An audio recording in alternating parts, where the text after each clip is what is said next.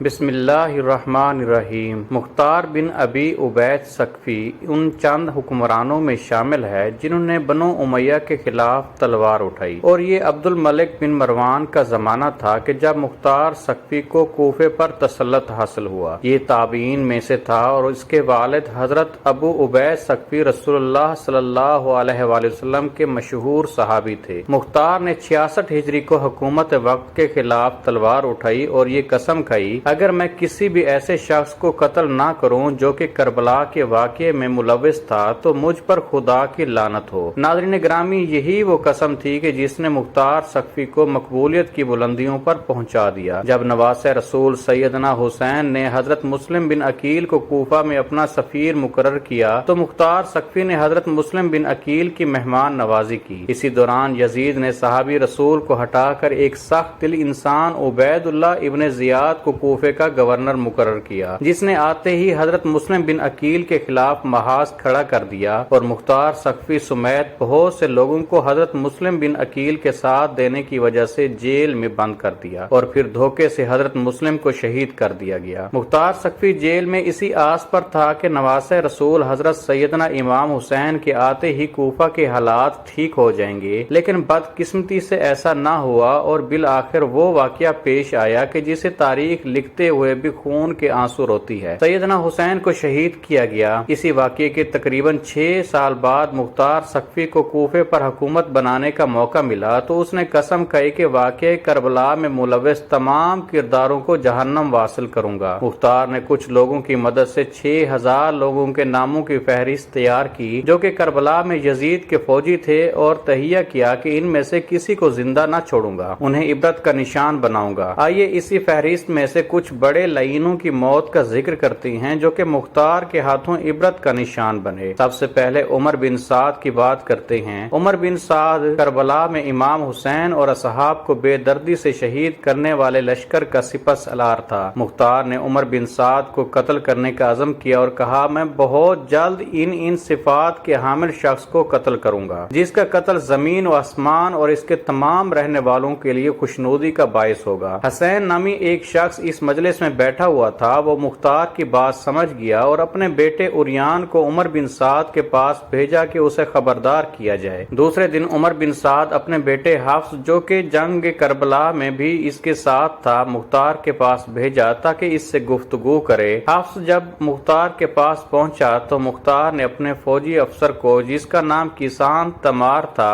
مخفیانہ طور پر اپنے پاس بلایا اور سارے حکم دیا کہ ابھی تم عمر بن سعد کے پاس جاؤ اور اس کا سر تن سے جدا کر کے میرے پاس لے آؤ۔ ابن قتیبہ لکھتے ہیں کہ کسان مختار کے حکم سے عمر بن سعد کے گھر میں داخل ہوا تو دیکھا کہ وہ بستر پر بیٹھا تھا۔ جب اس نے کسان کا غضبناک چہرہ دیکھا تو اپنی موت کا یقین کیا اور چاہا کہ اپنی جگہ سے اٹھ کر بھاگے، لیکن لحاف میں اس کا پاؤں پھنس گیا اور وہ بستر کے اوپر ہی گرا اور کسان نے بغیر کوئی مہلت دیے اسے وہیں قتل کر دیا اور اس کا سر تن سے جدا کیا، اور یوں اس کی زندگی کا آخری ذلت امیز ورق اور رنگین باب ختم ہوا۔ کسان جب عمر بن سعد کا منحوس سر لے کر مختار کے پاس آیا تو مختار نے عمر بن سعد کے بیٹے حفص کو خطاب کر کے کہا، اس کٹے ہوئے سر کے مالک کو جانتے ہو؟ اس نے کہا، ہاں، اس کے بعد زندگی میں کوئی بھلائی نہیں۔ مختار نے کہا، ہاں، تیرے لیے واقعی زندگی فائدہ مند نہیں رہی، اور حکم دیا کہ حفص کا سر بھی تن سے جدا کر کے اس کے باپ عمر بن سعد کے ساتھ ہی رکھ دیا جائے۔ اس کے بعد مختار نے کہا، عمر بن سعد کا سر حسین کے بدلے اور حفص کا سر علی اکبر کے بدلے، لیکن فوراً اپنے جملے کی تردید کرتے ہوئے کہنے لگا، ہرگز نہیں، خدا کی قسم کبھی یہ برابر نہیں ہو سکتے، بلکہ اگر میں قبیلہ قریش کے 3/4 حصے کو بھی قتل کر دوں تب بھی حسین ابن علی کی انگلی کے گرہ کے برابر بھی نہیں ہو سکتے۔ پھر مختار نے دونوں کے سر سیدنا علی شیر خدا کے بیٹے حضرت محمد بن حنفیہ کے پاس بھجوا دیے۔ دوسرا بدبخت خولی بن یزید تھا جو کہ مختار کے ہاتھوں ہی کتے کی موت مرا۔ یہ خولی وہی شخص تھا جس نے نیزے پر حضرت سیدنا مولا امام حسین کا سر انور چڑھایا اور ابن زیاد کے دربار میں لے جا کر خوب انعام و اکرام حاصل کیا۔ بعض روایات تو یہ بھی ہیں کہ اسی نے سیدنا حسین کو آخری نیزہ بھی مارا تھا۔ کوفہ پر حکمران بنتے ہی مختار ثقفی نے اپنے کوتوال ابو عمرہ کو چند فوجیوں کے ساتھ خولی بن یزید کی گرفتاری کے لیے بھیجا۔ ان فوجیوں نے آ کر خولی کے گھر کو گھیر لیا۔ جب خولی کو علم ہوا تو وہ چھپ گیا اور اپنی بیوی سے کہنے لگا، تم ان فوجیوں سے کہنا کہ مجھے خولی کے بارے میں نہیں پتا۔ کوتوال نے اپنے فوجیوں سے کہا کہ خولی کے گھر کی تلاشی لو تاکہ پتہ چل سکے خولی گھر میں ہے یا نہیں۔ خولی کی بیوی وہی تھی جس نے سیدنا امام حسین کے سر انور سے پوری رات محبت کی تھی اور خولی پر وہ ناراض ہوئی تھی۔ جب سپاہیوں کو خولی نہ ملا تو بیوی نے ہاتھ کے اشارے سے بتا دیا کہ خولی وہاں چھپا ہے اور منہ سے کہنے لگی کہ خولی گھر پر نہیں۔ خولی بن یزید سر پر ایک ٹوکری لیے چھپا ہوا تھا، اسے گرفتار کر کے لے جا رہے تھے کہ راستے میں ہی مختار سقفی مل گیا۔ وہاں ہی مختار نے خولی کے گھر والوں کو بلا کر سب کے سامنے اس کا سر تن سے جدا کیا اور پھر اس کو آگ میں پھینک دیا۔ جب تک خولی کا جسم راکھ نہ بنا تب تک مختار اپنی جگہ سے نہ ہلا۔ پھر اپنے فوجیوں سے کہا کہ اس راکھ کو ہوا میں اڑا دو تاکہ اس بدبخت کی خاک کا بوجھ بھی زمین سے کم ہو جائے۔ اب بات کرتے ہیں شمر کے انجام کی۔ ناظرین گرامی، واقعہ کربلا میں شمر کا کردار بہت نمایاں ہے۔ یہ وہی شخص تھا جو ابن زیاد کا 4000 لشکر لے کر کوفہ پہنچا اور خیموں کو آگ لگائی اور امام حسین کو شہید کیا۔ سن 66 ہجری مختار سقفی نے قیام کیا تو شمر نے ان کے خلاف ہونے والی جنگ میں شرکت کی، لیکن مختار سقفی نے شمر سمیت اموی امراء کو کوفہ میں ہونے والی جنگ میں شکست دے دی۔ مختار سقفی نے ارادہ کیا تھا کہ وہ کربلا کی جنگ میں شریک یزیدی کمانڈر کو قتل کرے گا اور اہل بیت کے پاک گھرانے کا بدلہ لے گا۔ شکست کے بعد شمر کوفہ سے فرار ہو گیا، لیکن مختار سقفی نے خاص طور پر اپنے غلام زربی کو ایک دستہ فوجیوں کا دے کر اس کے پیچھے بھیجا، لیکن بدبخت شمر نے مختار سقفی کے غلام اور اس دستے کو قتل کر دیا۔ پھر مختار سقفی خود اس مہم پر نکلے اور شمر کو گھیر کر اس کو قتل کیا۔ اس کا سر گردن سے اتار کر کالا کر کے نیزے پر لٹکا کر پورے کوفے میں گھمایا اور اس کے دھڑ کو پہلے کھولتے ہوئے تیل کی دیگ میں ڈالا اور پھر کوفہ کے بازار میں جنگلی کتوں کے آگے ڈالا گیا اور پھر شمر کا سر محمد بن حنفیہ کے پاس مدینے بھجوا دیا گیا۔ ابن زیاد، پیارے دوستو، ابن زیاد کوفہ کا گورنر تھا جس نے حضرت مسلم بن عقیل کو شہید کیا۔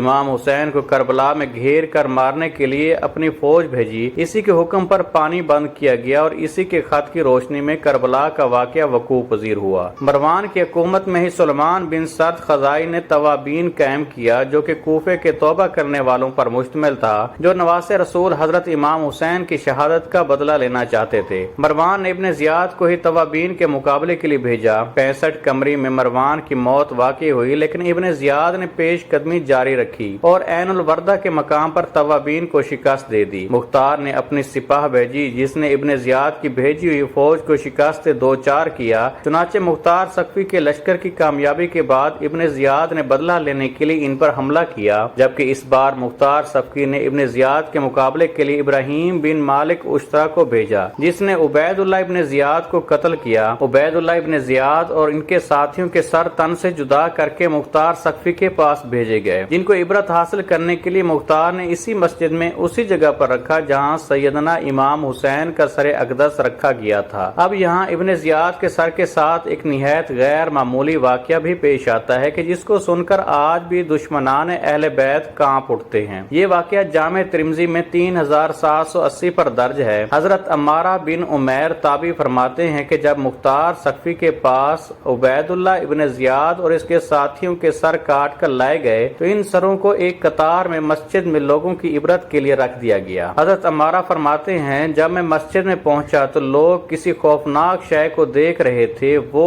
آیا۔ اچانک میں نے دیکھا کہ ایک سانپ جو سروں کے درمیان سے گزرتا ہوا عبید اللہ ابن زیاد کے نتنوں میں گھس گیا اور تھوڑی دیر اس کے سر میں رکا، پھر منہ سے نکل کر غائب ہو گیا۔ کچھ دیر بعد دوبارہ شور برپا ہوا، وہ آیا۔ حضرت عمارہ تابعی فرماتے ہیں کہ اسی طرح اس سانپ نے 2 یا 3 بار یہ عمل دہرایا۔ ناظرین، حکیم بن طفیل تائی نامی شخص جس نے حضرت عباس علمدار کے لباس پر قبضہ کیا تھا اور سیدنا امام حسین کو تیر مارے تھے، مختار سقفی نے اپنے سپاہیوں کو اس کی گرفتاری کے لیے بھیجا تو جب وہ حکیم بن طفیل تائی کو پکڑ کر لائے تو اس کے گھر والے عدی بن حاتم تائی جو کہ حاتم تائی کے بیٹا تھا اس کے پاس گئے اور اس سے کہا کہ تم مختار سے سفارش کرو۔ مختار عدی بن حاتم تائی کے ساتھ بہت عزت سے پیش آیا۔ مختار نے اسے پاس بٹھایا۔ عدی نے اپنے آنے کی وجہ بتائی تو مختار نے کہا آپ محمد کے نواسے کے قاتلوں کے بارے میں سفارش کرتے ہیں؟ اس نے کہا حکیم پر جھوٹا الزام ہے۔ مختار نے کہا اچھا ہم اس کو چھوڑ دیں گے۔ سپاہیوں کو راستے میں معلوم پڑ گیا تھا کہ عدی حکیم کی سفارش لے کر مختار کے پاس سے چلا گیا ہے، اس لیے سپاہیوں نے راستے میں ہی حکیم کو قتل کر دیا۔ اس کو نشانہ عبرت اس طرح بنایا گیا کہ اسے کمرے میں بند کیا گیا اور اس سے کہا گیا کہ تم نے عباس ابن علی کے کپڑے اتارے تھے، ہم اپنی زندگی میں تیرے لباس کو اتاریں گے۔ سپاہیوں نے اس کو اندھا کر دیا، پھر کہا تم نے حسین ابن علی کو تیر مارا تھا، ہم بھی تجھے تیر ماریں گے۔ یہ کہتے ہی انہوں نے تیر مار مار کر حکیم کو قتل کر دیا۔ کربلا میں ان لوگوں نے حضرت امام حسین اور ان کے ساتھیوں کے ساتھ طرح طرح کے ظلم کیے تھے۔